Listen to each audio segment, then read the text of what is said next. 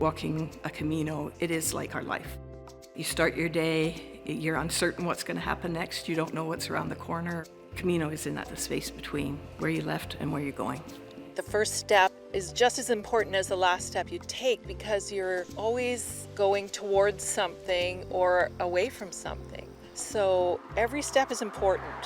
Time just is slower, even though it sounds like it must be hard because you're walking 20 or 25 kilometers a day, but it's actually very relaxing because you're not doing anything else. It certainly clears the mind. It gives you the opportunity to find out what's really important to you. When you're putting one foot in front of the other, trying to get to the end of the day, maybe things that were important at some point in your life don't have that much importance. Hello, I'm Tom Murphy. Welcome to Land and Sea. Walking transforms how we experience the world. With each step, the pace of life slows, opening up space that allows us to notice the moments that unfold along the way. Camino Nova Scotia offers this kind of journey.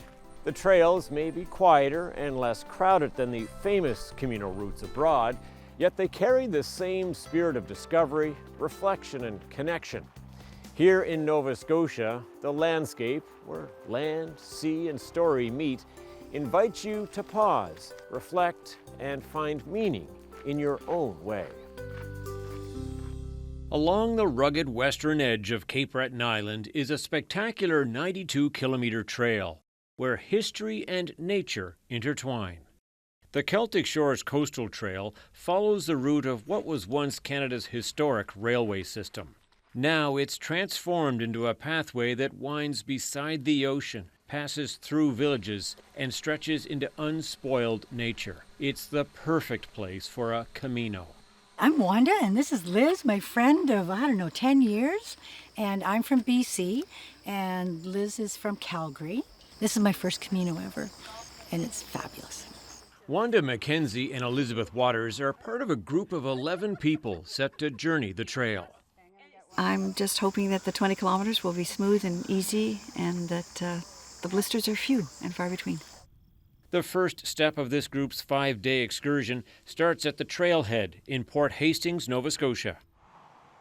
It's therapeutic. You get to rest and reflect on things and just put one foot in front of the other, and that's all you have to do. Reflection is what Carla Agnesi is looking for as she takes time away from her home in Toronto, Ontario, where she works as a librarian. The weather is perfect for hiking. Not too hot, not too cold. Looking forward to it. Camino is a Spanish word that means path, travel, or route. El Camino means the way. For Camino Nova Scotia organizer Kathleen Bennett, Caminos are more than just a walk. An average walk, plus or minus a couple of kilometers, will be 20 kilometers a day. Camino is a type of peace. My first pilgrimage was in 2015. It was Camino Nova Scotia. We walked from Somerville Beach into Halifax. I walked the Camino Santiago the following year. I did the Camino de Inca, only 4 days, but it was hard. Something kind of magical happens. It's always interesting how Caminos you start, it seems like it's so far to go, and then partway on the journey, you're just journeying along and counting kilometers, and we're getting closer, and then you get to the point where the end is near, and really, you don't want it to end. You want it to slow down and savor it a little longer. Over the course of 5 days, the group will walk about 80 kilometers. To make certain their experience is meaningful and that walkers can stay present to whatever emerges along the route, 4 dedicated volunteers like Shauna Lucas offer their support throughout the trek. I love getting out on the road with pilgrims. It's one of my favorite things to do. The Camino assistants support the walkers, referred to as pilgrims, from the path's start to finish. Everyone's got a good weight in their pack? No regrets? No regrets. It's early days, Sean. Every day they prepare a hearty breakfast and dinner. With a support van in tow, they make sure that heavier items like sleeping bags are ready and waiting at the end of each day's route. The walkers move at their own pace. each finding a rhythm and rituals along the way. And as the days draw to a close, they arrive at the evening's resting place. A shared community space welcomes them, yet each chooses a spot to call their own. Sleeping bags are unrolled and set up, weary feet are comforted, and a quiet sense of unity settles over the group. Walking is easier at the beginning of the day once you get into your little rhythm. Right now, my feet are tired and I'm ready to call it a day. But it's been really great. There's company, we're traveling with people I didn't know and now they're friends. And so, yeah, it's been going really well. A Camino is just a walk.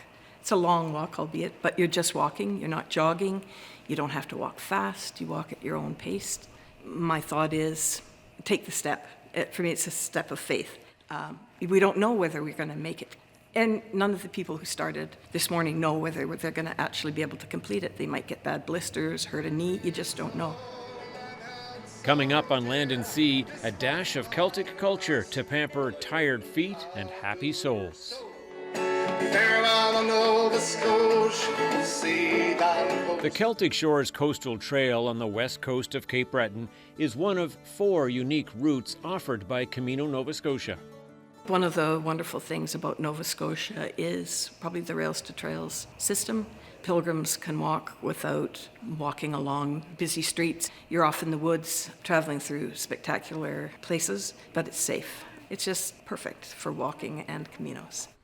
Each morning, the group returns to the trail where they left off the day before. The path once more stretches before them, a story waiting for them to step into. It's this gentle, meditative rhythm of walking that keeps drawing Carla Agnessy back. She is a volunteer for the Canadian Company of Pilgrims, and this is her 7th Camino. I love that it's a suspension from my busy life. It's a contained time that is very simple. Just walk, eat, repeat. And we're a nice small group of 15, so it's enough people to have a variety of people to talk to, but also small enough that we can feel like a community for the week. It's very nice. Each step invites reflection, and Janet Toomey outwardly records her inner journey as she moves along the trail.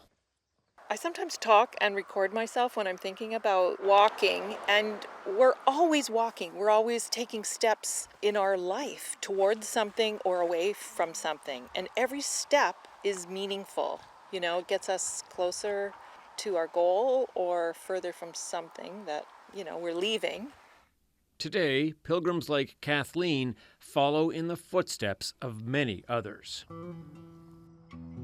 They followed a vast network of trails that all led to the great Cathedral of Santiago in Spain. In the medieval world, it became the most important pilgrimage of all. Today, the Camino de Santiago is the most renowned Camino, attracting thousands of people every year from across the globe. For me, a pilgrimage is like a step out in faith, but that isn't what it is for everybody. So for me, it's hard to nail down what it is for others. But it's a journey inward as much as it is a journey outward. The spirit of the Camino, which began over 1,000 years ago, continues today in Nova Scotia. Camino Nova Scotia was founded in 2014 by Reverend Rob Fennell, an associate professor at the Atlantic School of Theology, and the author of Camino Close to Home, How to Plan and Thrive on Local Pilgrimages. He recognized that for many people, they maybe have a dream to go on pilgrimage, to go to Spain or one of the other fabulous pilgrimage places, but for many people, they can't afford it. And he recognized that we can have a pilgrimage at home or close to home.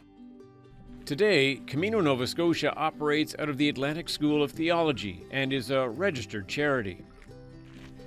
There's a fee of $1,000 to pay for assistance, accommodations, food, and transportation. The experience of elongated time is a central theme in Camino Nova Scotia. Your life is so simple and distraction-free that time just is slower. and a slower pace. It's very relaxing, even though it sounds like it must be hard because you're walking 20 or 25 kilometers a day, but it's actually very relaxing because you're not doing anything else. It's walk, eat, sleep, repeat the whole time you're here. Relaxing is made easier thanks in part to the thoughtful hospitality at every turn. Food is important, providing people with good food that they enjoy. It's about making sometimes little notes on the trail, wishing them well, dropping off water. I mean, we need water, but little treats, popsicles in the middle of a long walk can be something fabulous. It's like sparking joy, I guess, in somebody's walk. And that's kind of what we do. I mean, make it so it's easy for people to walk. For a lot of people, they'd like to do a long walk, but it's like, I don't really want to carry my pack. I don't want to do all those things. And maybe I don't want to go alone. This is a safe place to come. We do the heavy lifting, the carrying of the pack. All you have to do is carry what you need for that day and walk. And when you finish at the end of the day, you'll be welcomed warmly and find friendship and companionship. All pilgrimages have an aspect of hospitality, but the Camino Nova Scotia really goes over the top with hospitality. They have a buffet for breakfast and dinner. They've got a support van to carry our luggage and our sleeping mattresses.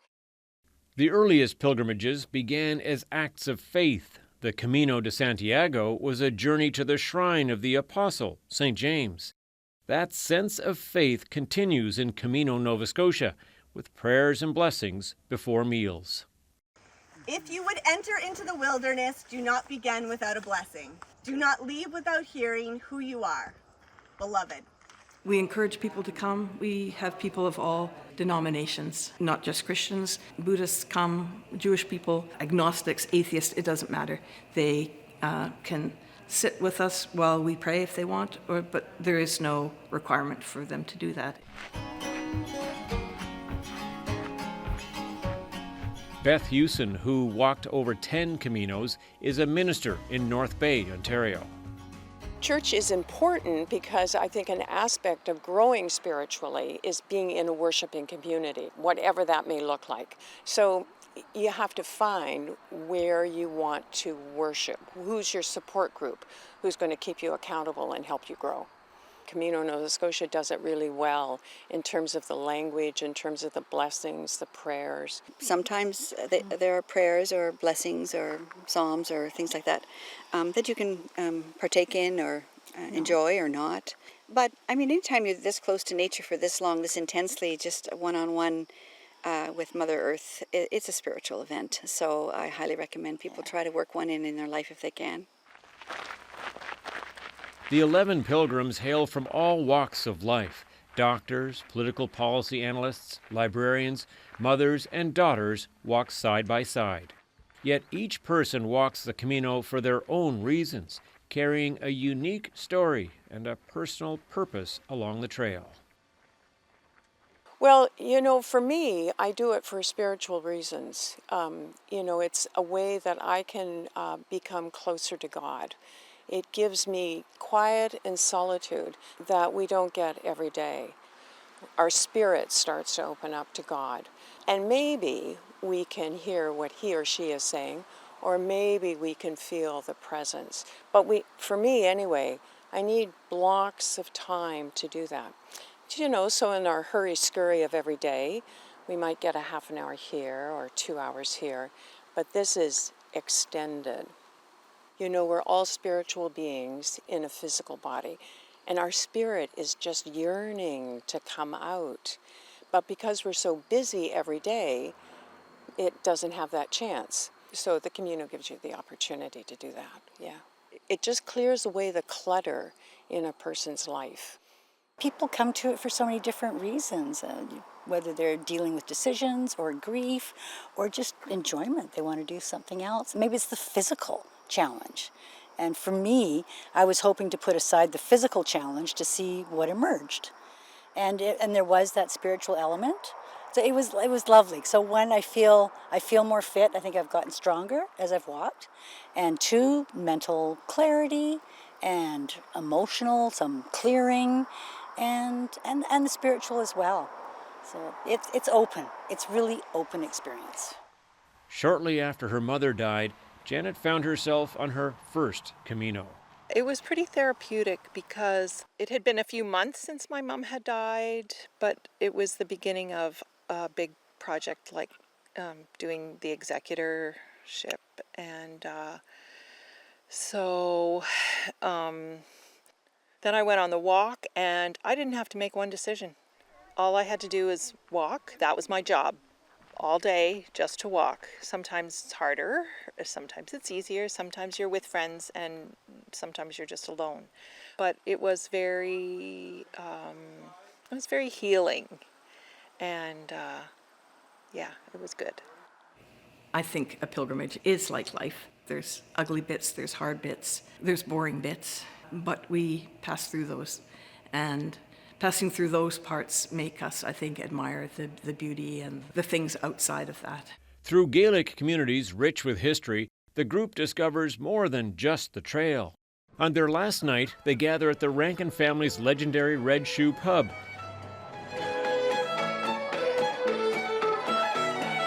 Where Neil McDaniel and Kevin LeVacount fill the room with lively Celtic tunes. Surrounded by music, laughter, and delicious food, the pilgrims realize they've become more than fellow walkers. They've become a community. It is so easy for us to become fast friends, and I have 2 friends in the group who I walk with because we walk at the same pace, but everyone's a friend. Even though it's such a short time, it's only 5 days, but for sure we're buddies for life. Last time I came with a friend, I asked a few people if they would be wanting to come this time, and no one was available, and I thought, I'm going to go anyways. I have friends that I haven't met yet. You're not alone, and it's, you may come solo, but you have friends, and you're all sleeping on the floor together and eating together and just being in community with each other, and you do become friends. It's the sense of community that the Camino cultivates that keeps Kathleen coming back. The thought of strangers becoming friends means a lot to her. I think, a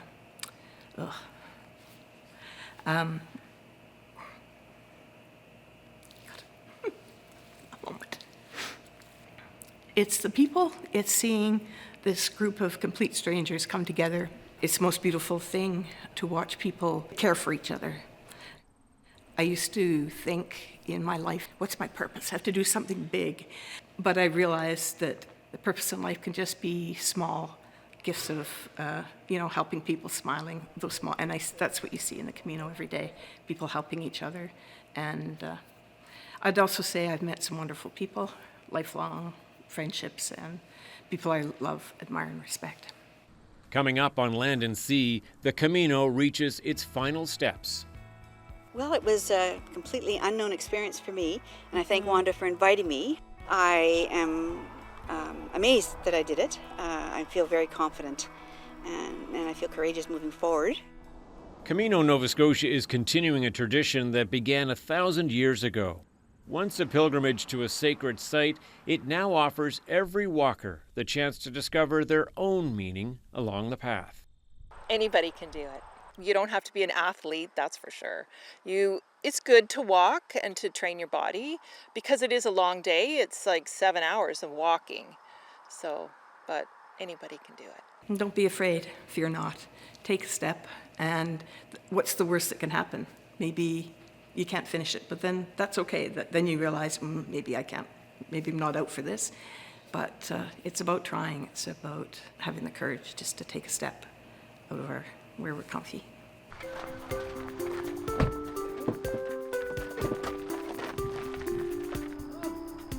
Okay, all right. The final day is just a half day of walking, a gentle conclusion to the journey. They soak in the last moments together on the trail as it leads them to the final stop, the picturesque community of Inverness, Nova Scotia. It just solidified my love for Nova Scotia and the importance of these trails to be maintained and used by everybody. Just went, I think, as it should have. The trail just seemed to be a container, just to be present and to do a little bit of reflection. And so I gained a little bit of clarity about things that I was pondering in my life moving forward. Some different little surprises popped up for me. So it's been fabulous. We've had some good laughs and some good chats and some good silences too. Yeah. Shared experiences are good. Yeah. I think it confirmed a lot of what we already know about each other, because we've never spent this concentrated time, just No. the two of us. Always our husbands are with us. Yes. So it was different, but yeah, it was great. We're still friends. I think so, we're still friends. Phew. At the finish line, the hospitality doesn't end. With cheer and lively Scottish music, the Camino team welcomes the pilgrims as they step over the finish line. A pilgrimage isn't measured in kilometers, it's measured in how it changes you, and celebration and joy ripple through the group. Wonderful. Proud of myself and just fulfilled. Lovely. Really good. And healthy and strong. That's the other thing, right? Healthy and strong. It feels great. Yeah.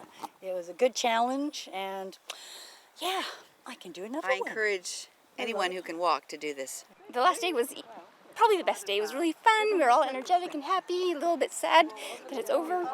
I'm very grateful for all the people who help make the trails and who put this on. It's really good, therapeutic and lovely, and I've made some really awesome friends.